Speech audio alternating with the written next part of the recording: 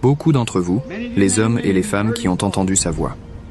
Je me rappelle l'avoir entendue quand j'étais tout petit garçon dans les montagnes du sud du Kentucky.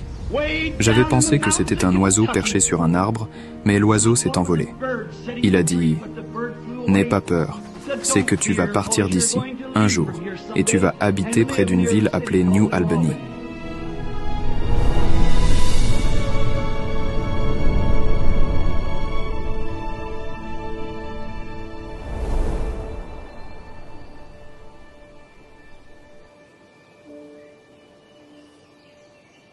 La vie surnaturelle de frère Branham a débuté à sa naissance quand la colonne de feu est descendue du ciel pour entrer dans la petite pièce où il est né. Il a vu sa première vision alors qu'il n'avait que 2 ans. Puis, alors qu'il avait 7 ans, il a entendu la voix de Dieu lui parler pour la première fois. Comme l'a dit frère Branham, les dons et les appels sont sans repentir. Et il n'y avait rien qu'il puisse faire pour échapper aux dons que Dieu lui avait donnés. Le jeune William était comme n'importe quel autre garçon. Il aimait jouer, il aimait la chasse et la pêche. Quand il rentrait de l'école à pied, il avait hâte de laisser tomber les livres, de prendre une canne à pêche et d'aller pêcher avec les autres garçons.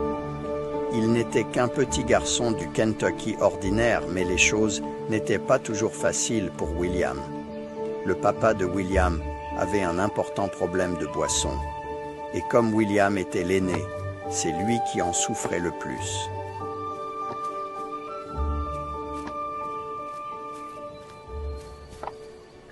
Where do you think you're going, boy? I was going fishing. Give me that. How many times do I have to tell you that we ain't got no time for no fishing? The other boys went fishing. I don't care what those other boys are doing. You know we're making shine tonight. So get on down there and pack them buckets. La maman de William, Ella, était tellement désolée pour William. Elle l'aimait vraiment beaucoup et elle aurait tout fait pour lui. Ah. Mais elle se gardait bien de contrarier Charles. Elle devait rester là, impuissante, à le regarder se faire rudoyer et être forcée d'aider son père dans ses mauvaises habitudes. Charles était un homme fort et puissant. Il était un vaillant travailleur qui payait ses dettes, mais il buvait chaque cent supplémentaire qu'il avait. Son comportement a complètement ruiné le foyer de William. Cela l'a privé de l'amour paternel qu'il avait toujours ardemment désiré. William était en colère contre son papa. Il avait des sentiments, il vivait des émotions. Il voulait simplement être comme les autres garçons. Mais Dieu avait un dessein dans tout cela.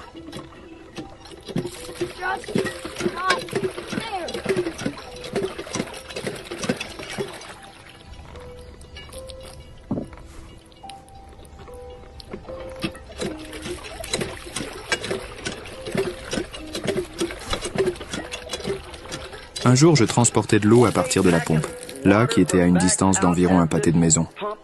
Je braillais à qui voulait m'entendre parce que j'étais rentré de l'école et tous les garçons étaient allés pêcher à l'étang. J'aimais vraiment beaucoup la pêche.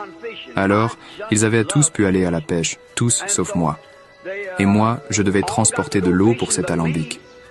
Évidemment, il ne fallait pas en souffler mot, c'était pendant la prohibition. Et c'était toute une épreuve. Such a hardship.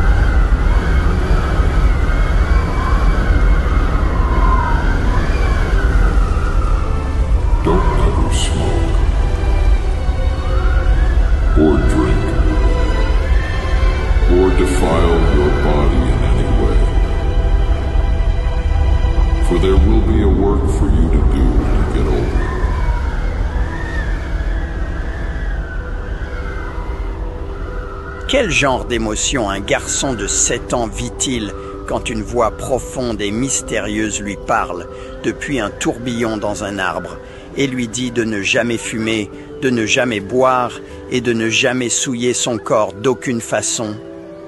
La raison même pour laquelle William transportait ses seaux, c'était la chose que la voix lui a dit de ne jamais faire. Il a couru aussi vite que l'épi de maïs attaché à son orteil le lui permettait.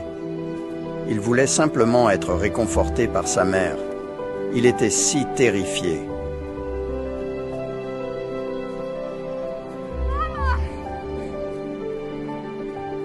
Mama! There's a man in the tree! Mama! Ella a pris William dans ses bras pour essayer de savoir ce qui s'était passé. Mais qu'est-ce qui avait tant terrifié William? Était-ce une morsure de serpent? S'était-il blessé en tombant? À travers ses larmes, William est parvenu à lui raconter qu'un homme dans un arbre lui avait parlé. Elle ne pouvait tout simplement pas comprendre cela à l'époque. C'était la voix de Dieu qui parlait à son fils prophète. Il a dit, « Ne fume jamais, ne bois jamais, ne souille jamais ton corps, car tu auras une œuvre à accomplir quand tu seras plus âgé. » J'atteste la vérité de ça, je l'ai bien vu. Et Dieu, comme il l'avait fait dans le cas de Moïse, il a parlé devant l'assemblée qui se trouvait là-bas. Et il a dit, « C'est la vérité. » Aujourd'hui, cette écriture est accomplie.